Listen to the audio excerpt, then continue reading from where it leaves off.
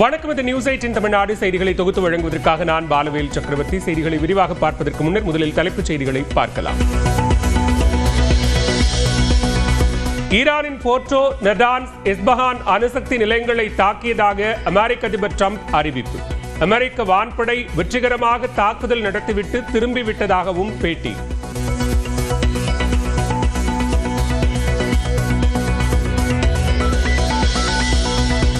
கண்காணிப்பில் சிக்காத B-2 குண்டுவீச்சு விமானங்களை பயன்படுத்தி ஈரானில் தாக்குதல் நடத்திய அமெரிக்கா. தரைக்கு அடியில் 60 மீட்டர் ஆழத்திற்கு சென்று தாக்கிய நவீன குண்டு.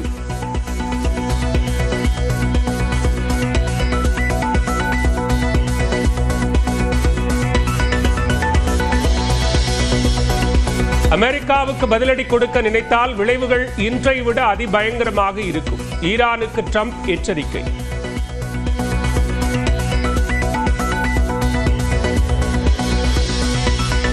அமெரிக்கா நடத்திய தாக்குதலுக்கு தாமதமின்றி பதில் தாக்குதல் நடத்தப்படும் என ஈரான் எச்சரிக்கை. முதற்கட்டமாக அமெரிக்காவின் கப்பல்கள் மீது தாக்குதல் நடத்துவோம் என்றும் அறிவிப்பு. இஸ்ரேல் மீது மீண்டும் ஏவுகணை தாக்குதலை தொடங்கியது ஈரான். டெல் அவீவ், ஜெருசலேம் நகரங்களை குறிவைத்து 30 ஏவுகணைகள் வீசியதால் கட்டடங்கள் உருக்குலைந்த நிலையில் 20 பேர் காயம். ஈரானில் ராணுவ நிலைகளை குறிவைத்து இஸ்ரேலும் தாக்குதலை தொடங்கியது. ஈரான் ஏவுகணைகளை வீசிய நிலையில் போர் விமானங்களை அனுப்பி இஸ்ரேல் அட்டாக். ஈரான் மீது அமெரிக்கா தாக்குதல் நடத்தியதை கண்டித்து பிலிப்பைன்ஸ் நாட்டில் போராட்டம். மணிலாவில் அமெரிக்க கொடியை எரித்து முழக்கம்.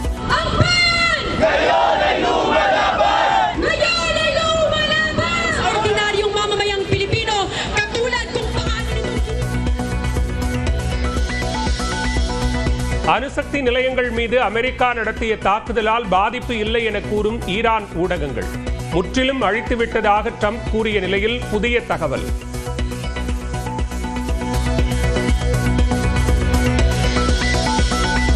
அமெரிக்கா தாக்குதல் நடத்திய நிலையில் பிரதமர் மோடியுடன் தொலைபேசியில் உரையாடிய ஈரான் அதிபர் மசூத் தற்போதைய போர் சூழல் குறித்து விவாதித்ததாகவும் பேச்சுவார்த்தை மூலம் அமைதியை நிலைநாட்ட வலியுறுத்தியதாகவும் எக்ஸ் தளத்தில் பிரதமர் மோடி பதிவு. மதுரையில் இந்து முன்னணி சார்பில் கலை நிகழ்ச்சிகளுடன் பிரம்மாண்டமாக தொடங்கிய முருக பக்தர்கள் மாநாடு.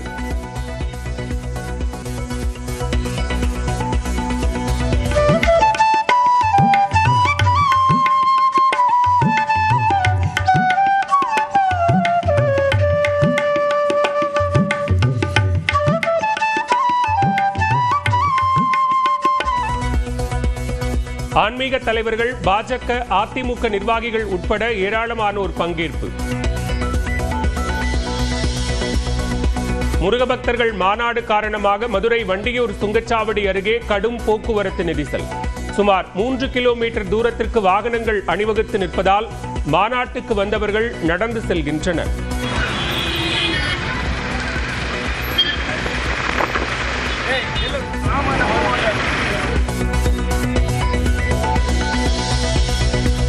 வேடத்தால் பாஜக சில மக்களை ஏமாற்றினாலும் முருகனை ஏமாற்ற முடியாது. 2026 தேர்தலில் முருகன் சூர சம்ஹாரம் செய்வார் எனவும் கோவையில் தமிழ்நாடு காங்கிரஸ் தலைவர் செல்வ பெருந்தகை பேட்டி. கடவுள் இருப்பது உண்மையானால், கடவுள் பார்த்து கொண்டிருக்கிறாரானால் தமிழ்நாட்டுக்கு செய்கிற துரோகத்தை தமிழ் கடவுள் முருகன் எப்படி மன்னிப்பார்? அப்ப தேர்தலில் சூர சம்ஹாரம் பண்ணுவார்ல, நடக்க போகுது. பிறந்த நாளையொட்டி வாழ்த்து தெரிவிக்க சென்னை நீலாங்கரையில் தாவேக தலைவர் விஜயின் வீடு முன்பு திரண்டிருந்த ரசிகர்கள் மற்றும் தொண்டர்கள் பல மணி நேரம் காத்திருந்த நிலையில் காரில் விஜய் கண்டுகொள்ளாமல் சென்றதால் ஏமாற்றம்.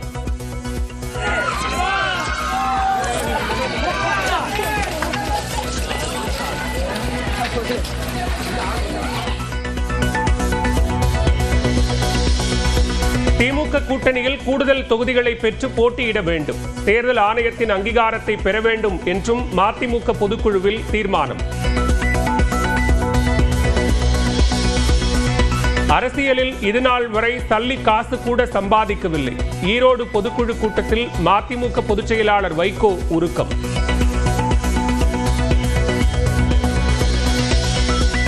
புதுச்சேரி அமைச்சர் தேனி ஜெயக்குமார் சென்ற கார் புதுக்கோட்டை அருகே விபத்து. அமைச்சர் தப்பிய நிலையில் தனி உதவியாளர் காயமடைந்தார். வேலூர் மாவட்டம் பள்ளிகொண்டாவில் மரத்தில் இருந்து விழுந்த தேங்காயை எடுத்ததால் பிரச்சனை. 3 பெண்கள் வீடு புகுந்து கட்டைகளால் சரமாரியாக தாக்கியதில் மூதாட்டியின் மண்டை உடைந்தது.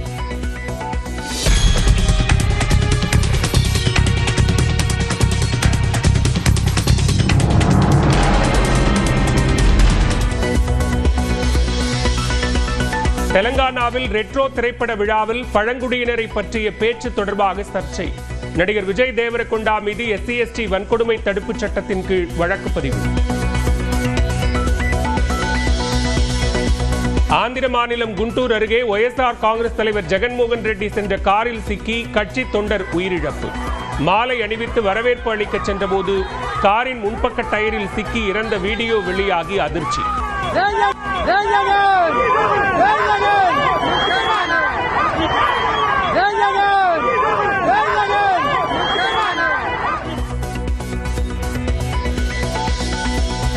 இந்தியாவுக்கு எதிரான முதலாவது டெஸ்ட் போட்டியில் கேப்டன் பென் ஸ்டோக்ஸ் விக்கெட்டை இழந்தது England.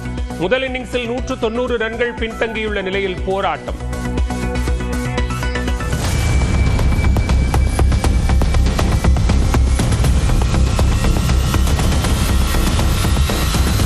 Remember, there are many targets left.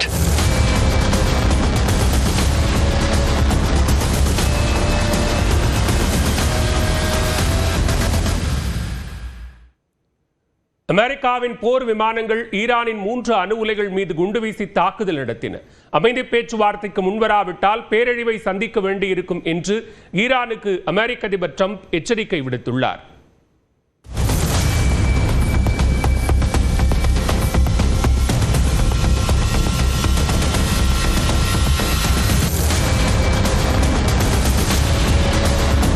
Iran உடனான சண்டையில் அதிகாரப்பூர்வமாக இணைந்திருக்கிறது அமெரிக்கா.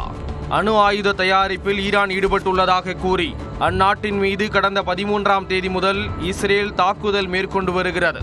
அதிலும் ஈரானின் அணுசக்தி நிலையங்களைத்தான் இஸ்ரேல் குறிவைத்திருந்தது. தற்போது சண்டையில் இணைந்துள்ள அமெரிக்காவின் குறியும் அதுவாகத்தான் இருக்கிறது. ஈரான் தலைநகர் டெஹ்ரானில் இருந்து தெற்கில் 100 கிலோமீட்டர் தொலைவில் போர்டோ பகுதியில் சாதாரண ஏவுகணைகள் ஊடுருவ முடியாத வகையில் மலையை குடைந்து அணு உலை அமைக்கப்பட்டுள்ளது.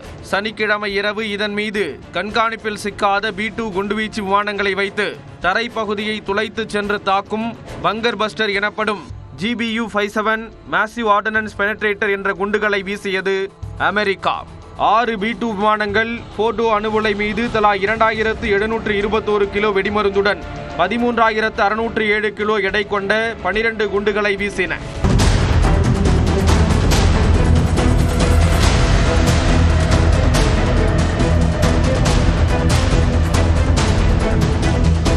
அதே நேரத்தில் அமெரிக்க கடற்படைக்கு சொந்தமான நீர்மூழ்கி கப்பல்களில் இருந்து ஈரானின் நடான்ஸ், இஸ்பகான் அணு உலைகள் மீது அடுத்தடுத்து 30 அதிநவீன ஏவுகணைகள் ஏவி தாக்குதல் மேற்கொள்ளப்பட்டது. இந்த ஏவுகணைகள் 1550 கிலோமீட்டர் தூரத்தில் உள்ள இலக்கை தாக்கி அழிக்கும் வல்லமை கொண்டவை என்று கூறப்படுகிறது. நடான்ஸ் அணு உலை மீதான ஏவுகணை தாக்குதலை தொடர்ந்து B-2 பாம்பர் ரக விமானம் மூலமும் 2 குண்டுகள் வீசப்பட்டன. ஈரானை தாக்கிய அத்தனை விமானங்களும் பாதுகாப்பாக அமெரிக்கா திரும்பியதாக ட்ரம்ப் தெரிவித்துள்ளார். தாக்குதல் நடந்தபோது துணை அதிபர் உட்பட 9 பேருடன் அதனை அமெரிக்க அதிபர் ட்ரம்ப் கண்காணித்துள்ளார். ஈரான் மீதான தாக்குதலை தொடர்ந்து அமெரிக்க மக்களுக்கு உரையாற்றிய ட்ரம்ப் ஈரான் அமைதி பேச்சுவார்த்தைக்கு முன்வர வேண்டும் என்று அழைப்பு விடுத்துள்ளார். There will be either peace or there will be tragedy for Iran far greater than we have witnessed over the last 8 days. Remember, there are many targets left. Tonight's was the most difficult of them all, by far, and perhaps the most lethal. But if peace does not come quickly, we will go after those other targets with precision, speed, and skill. Fordow அணு உலை தரைக்கடியில் 80 முதல் 90 metre ஆழத்தில் அமைந்துள்ளது. அமெரிக்காவின் B-2 ரக விமானத்தில் இருந்து வீசப்படும் குண்டுகள் அதிகபட்சமாக 60 மீட்டர் ஆழத்துக்கு மட்டுமே நிலத்தை துளையிட்டு சென்று இலக்கை தாக்கி அழிக்கும் என்று கூறப்படுகிறது. இதனால் போர்டோ அணு உலை முற்றிலும் சேதமடைந்ததா இல்லையா என்ற சந்தேகம் எழுந்த நிலையில் போர்டோ அணு உலையிலிருந்து 2 முறை வெப்ப அலை எழுந்ததாக அமெரிக்க விண்வெளி ஆய்வு நிறுவனமான நாசா அறிவித்துள்ளது. ஈரானின் அணு உலைகள் மீது தாக்குதல் நடத்தப்பட்டதை அந்நாட்டின் குவாம் மாகாண செய்தி தொடர்பாளர் மோர்டேஷே ஹைதாரி உறுதி செய்துள்ளார். ஈரானுக்கு எதிரான தாக்குதலில் அமெரிக்கா நேரடியாக களமிறங்கியதால் மத்திய கிழக்கு பகுதியில் போர் பதற்றம் அதிகரித்துள்ளது.